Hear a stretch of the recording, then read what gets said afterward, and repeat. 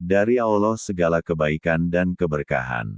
Saudaraku, kadang kita salah paham. Kita berharap kebaikan dari orang lain, sampai-sampai hati pun bergantung padanya. Semestinya kita menyadari bahwa seluruh kebaikan dan keberkahan asalnya dari Allah Azza wa Jalla.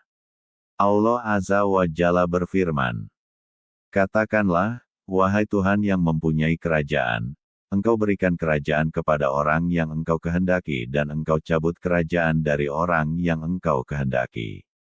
Engkau muliakan orang yang Engkau kehendaki dan Engkau hinakan orang yang Engkau kehendaki. Di tangan Engkaulah segala kebajikan. Sesungguhnya Engkau Maha Kuasa atas segala sesuatu." Quran Surah Ali Imran, 26. Yang dimaksud ayat, "Di tangan Allah lah segala kebaikan," adalah segala kebaikan tersebut atas kuasa Allah Azza wa Jalla. Tiada seorang pun yang dapat mendatangkannya kecuali atas kuasanya. Karena Allah lah yang Maha Kuasa atas segala sesuatu. Demikian penjelasan dari At-Tabari rahimahullah. Ja'amiul Bayan fi Ta'wilil Quran, Muhammad bin Jarir At-Tabari, Muassasah Ar-Risalah, 1420, 6/301. Saudaraku, dalam sebuah doa istiftah yang diajarkan oleh Nabi Shallallahu Alaihi Wasallam disebutkan, "Seluruh kebaikan di tanganmu." Hadis riwayat Muslim No. 771. Begitu juga dalam beberapa ayat lainnya disebutkan bahwa nikmat yang merupakan bagian dari kebaikan itu juga berasal dari Allah Azza wa Jalla. Dan nikmat ini sungguh teramat banyak, bahkan sangat mustahil seseorang mampu menghitungnya.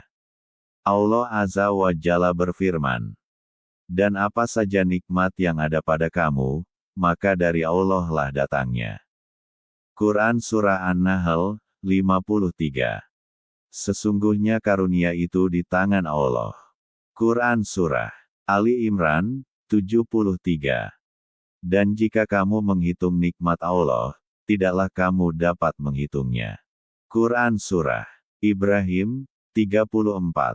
Saudaraku, kita telah memahami bahwa setiap kebaikan dan nikmat itu berasal dari Allah Azza wa Jalla. Inilah yang disebut dengan barakah.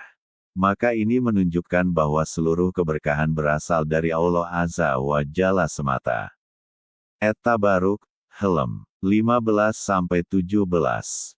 Perlu diketahui bahwa keberkahan yang halal bisa ada dalam hal diniyah dan hal duniawiyah, atau salah satu dari keduanya. Adapun yang mencakup keberkahan diniyah dan duniawiyah sekaligus adalah keberkahan pada Al-Quran Al-Karim, Rasulullah Shallallahu Alaihi Wasallam dan para sahabat radhiyallahu anhum. Keberkahan seperti ini juga terdapat pada majelis orang solih. Di antara keberkahan orang solih adalah karena keistiqomahan agamanya. Karena istiqomahnya ini, dia akan memperoleh keberkahan di dunia yaitu tidak akan sesat dan keberkahan di akhirat yaitu tidak akan sengsara. Tafsir Al-Quran Al-Ashim, Ibnu Katsir, Muassasah Qurtubah, 9/376-377.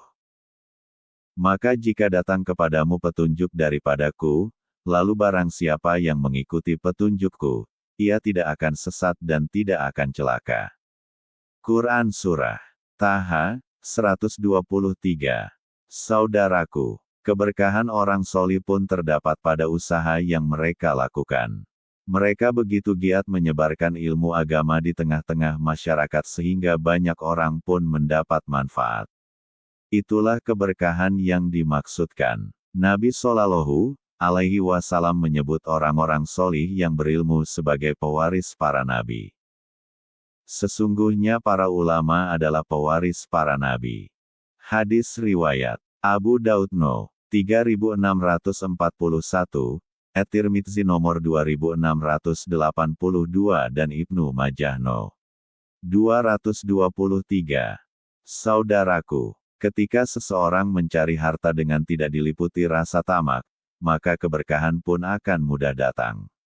Nabi Shallallahu Alaihi Wasallam pernah mengatakan pada Hakim bin Hizam, Wahai hakim, sesungguhnya harta itu hijau lagi manis. Barang siapa yang mencarinya untuk kedermawanan dirinya, tidak tamak dan tidak mengemis, maka harta itu akan memberkahinya. Namun barang siapa yang mencarinya untuk keserakahan, maka harta itu tidak akan memberkahinya, seperti orang yang makan namun tidak kenyang. Tangan yang di atas lebih baik daripada tangan yang di bawah. Hadis riwayat Bukhari No. 1472. Saudaraku, Ibnu Battal rahimahullah mengatakan, qanaah dan selalu merasa cukup dengan harta yang dicari akan senantiasa mendatangkan keberkahan. Sedangkan mencari harta dengan ketamakan, maka seperti itu tidak mendatangkan keberkahan dan keberkahan pun akan sirna. Syarh Ibni Battal, Asis Syamilah, 6/48. Begitu pula keberkahan dapat diperoleh dengan berpagi-pagi dalam mencari rizki. Dari sahabat Sakar Al-Ghamidi, Nabi Shallallahu Alaihi Wasallam bersabda, "Ya Allah, berkahilah umatku di waktu paginya." Hadis riwayat Abu Daud No. 2606, At-Tirmidzi No. 1212, Ibnu Majah No. 2236. Semoga Allah Azza wa Jalla mengaruniakan hidayahnya kepada kita, sehingga kita tetap istiqomah senantiasa qanaah atas karunia rizki dan kebaikan dari Allah Azza wa Jalla untuk meraih ridhanya. Amin ya Rab. Wallahu alam bisawab. Semangat subuh. Orang yang zolim itu ingin memenuhi keinginannya, nafsu, tanpa peduli hak orang lain. Tidak takut dengan balasan Allah, sampai berani menghalalkan segala cara. Semoga kita dijauhkan dari perkara yang membuat kita lalai dan zolim kepada orang lain. Semoga dalam hati kita selalu ada sinyal keimanan. Sehingga ketika kita berbuat dosa hati menjadi takut dan gelisah karena Allah Maha melihat. Rasulullah Shallallahu Alaihi Wasallam bersabda, apabila amal kebaikanmu membuat dirimu senang dan amal keburukanmu membuat dirimu tidak senang, maka engkau seorang mukmin. Sahih Al-Jami' Al-Albani nomor 600. Muslimah Art.